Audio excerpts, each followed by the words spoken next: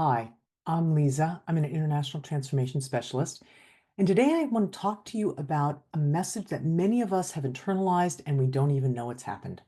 And that's the fear of being too much, too loud, too emotional, too ambitious. And in my case, what I've heard so often is too intense. So if you've ever felt like you had to shrink to be accepted, this conversation is for you because your boldness was never the problem. Who you are naturally is not the issue. It was always part of your brilliance, who you are. So, have you ever felt like you've held back your excitement so that you wouldn't make someone else uncomfortable?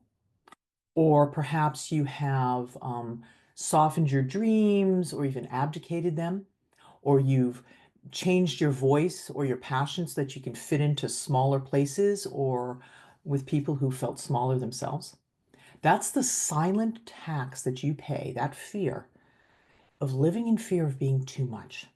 And today I want to invite you to see your fullness and your natural goodness and self, not as a liability, but as your birthright, that this is who the world desperately needs. You, just the way that you are. So let's start with clarity. Clarity of seeing the real fear beneath that too much, right? So that fear of being too much often isn't about our own truth. It's about buying into how other people are seeing us or how they believe we should be or what their worldview is about how people should be, how they see themselves, right? So when we are afraid of being too much, it's not actually the fear that we're not okay the way we are. It's the fear that we will lose connection or relationship, that we may lose approval or even be judged, and that we won't belong anymore. So clarity comes when we don't shrink from ourselves or from our real way of being in the world. Because shrinking doesn't keep us from real belonging, right? It just puts up a barrier that makes us feel like we don't belong. And it creates also, I'm going to say, a resentment, quiet or hidden, a resentment and also a sense of loneliness. Like if I'm not okay, if I'm too much in some way, then I don't fit in. And then I'm alone over here, right? And who actually benefits when you dim your light? Those are questions you can ask yourself. Who benefits if you dim your light, if you play small? And the other one that would be really useful to ask is, what would happen if I didn't shrink? If I didn't hide, or if I didn't have this fear of being too much? So I can tell you from a personal story, I can tell you that I grew up in a family where my father was absolutely an authoritarian, and both my mother and sister were super smart. And so I felt always like I was kind of like the ugly little stepchild, although they may not have felt that way, but somehow I figured that out in my own mind, like I don't belong here. How I am isn't okay. So at the same time that it was demanded of me to show up and be powerful in order to survive in that environment, I was also put down or made wrong or judged if I let my light shine. Then I was too much. I was too intense, right? So so I already had on the home ground difficulty of feeling like I was okay and beautiful just the way I was. And then when I went out into the world and I was being me, I was often made fun of, especially by people who didn't understand or people who were afraid of being themselves and they were hiding, right? I had one girlfriend she refused to go to the movies with me anymore because my laughter was too loud. I was glad to let go of that relationship, I have to tell you, because if I'm going to go to the movies and it's funny, you can bet I'm going to laugh, right? And I also had a boyfriend, if you can imagine this, that he broke up with me because he said, and I quote, "You just can't talk about the weather, can you?" So he wanted someone that was very superficial, and I'm too deep, is what he said, right? So it took me a long time, like literally years, to see and to own myself as I feel I am and celebrate myself that way, right? Okay, so let's talk a moment about that ownership. If you're going to be who you are anyway, you can try and hide from it, but it's not going to change the fact that you are who you are, right? Choose to take up that space. Choose to stand in your boldness and your fullness. Or even if you are more quiet, then stand in your quietness. Stand in your gentleness. Stand in your intensity. Stand in your audaciousness, whatever it is, whoever you are. Be that fully and own it. You don't have to wait for permission to be all of who you are. You get to decide. As I shared for myself, that was a long journey to understand that I get to decide to be me, even when other people don't agree or when people make me wrong for being that. So I encourage you to really say to yourself, I will no longer apologize for my dreams, for my voice, or for my presence, above all, for your presence, right? And absolutely, not everyone's going to be comfortable with how you are. Not everyone's going to feel comfortable when you stop minimizing yourself. Actually, disclaimer, it might be the opposite. People who feel safer, who feel like they can only get through the world by minimizing themselves, they often feel threatened when people show up as their full selves. I can tell you from personal experience, that's a better price to pay to have other people feeling uncomfortable with my comfort in who I am than me feeling uncomfortable in who I am. You may want to replay that one so you can get it. Anyway, what I want to share is that the relationships and the opportunities that come to you from being who you are, the life that you curate from being who you are, that's what was meant for you. And you get to show up fully and enjoy it that way. And there's an ease in not trying to bend and conform and dim that light. It's just like, wow, I can be me here. And you can be that all the time. So let's talk a minute about resolution and healing that fear of rejection because you are not alone.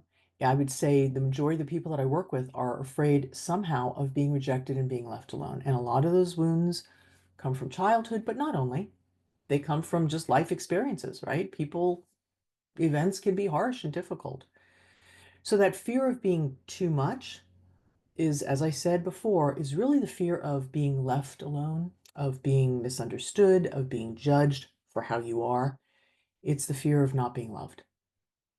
And resolution doesn't come by making yourself smaller. You come to resolve the discrepancy between how you feel within yourself and what you're sharing in the world by that ownership. And you can bring those together and heal that fear. Just a short note here.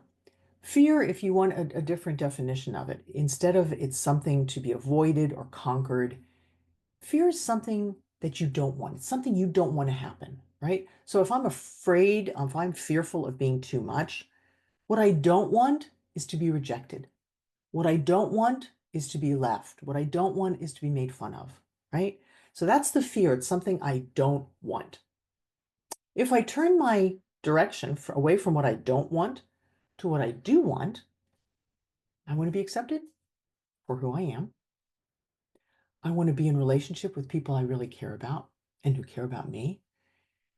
And I want to be affirmed, first by myself, from myself for who I am, but also from others. So now when I know what I do want, I don't have to occupy myself with what I don't want, which is the fear. I can move toward that.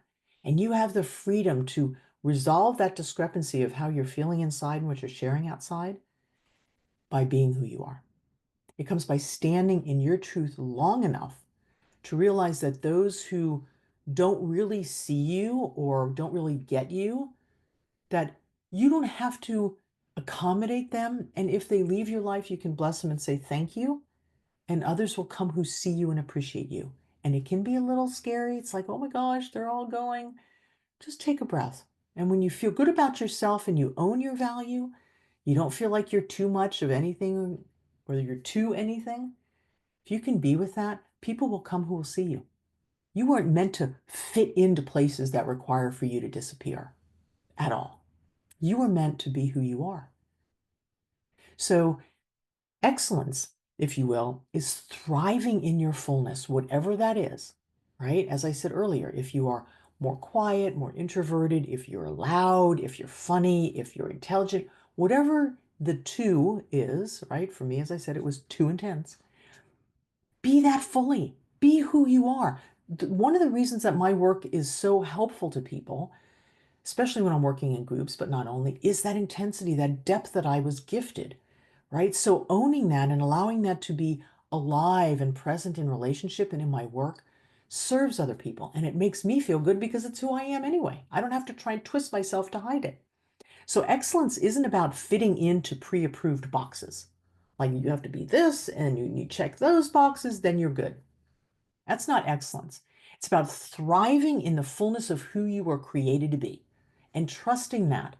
A lot of us haven't learned how to trust that who we are and how we are is good, is wanted, is amazing. I'm here to tell you it is. Whatever the stories you've been told, whatever you've heard, go within. And I invite you to think about the times that you're alone. Nobody's giving you feedback. You're not watching anything or reading anything to compare yourself to. You're with yourself. And see if there's not a place where you just feel like you are great. You are okay just the way you are. When you turn off all those other voices, see if you don't have that space in yourself of, yes, yes, I am good just the way I am. I bet you it's there because that doubt comes from those outside voices that we have also internalized. And so when you give yourself permission, if you will, to be as passionate and vibrant or quiet or intense, however you really are, when you give yourself permission to be that, you don't just elevate yourself in your life, you give other people permission to do the same. Some may shy away, granted, because they're fearful of that, but other people may feel so relieved. And I've had this. It's like, oh, they can then be themselves because they sense that you're not holding back, right? So that boldness, that realness, it doesn't break things, it builds things. It builds relationship and it builds permission. So I'd like to give you a takeaway, something that you can put into action this coming week. I invite you to catch one moment where you feel yourself starting to shrink, where you feel like that thought goes through your head of, oh, there I am being too intense or too angry or too loud or too sensitive or whatever the two is. And instead of softening your opinion or downplaying your joy or holding back your dream, just take a pause. Recognize that's going on. Just take a minute. And then ask yourself, what would it look like to stay true to myself and my full energy in this situation? And then see if you want to act on that. You don't even have to act on it. I'm inviting you to capture that moment, recognize it, and take a pause and ask what it would look like to stay true to yourself and the fullness of who you are. So practice taking up a little more space. Just practice being yourself and see how comfortable that could be. Because when you practice being yourself, being natural, being bold, being however you were naturally made to be, that will become your new normal.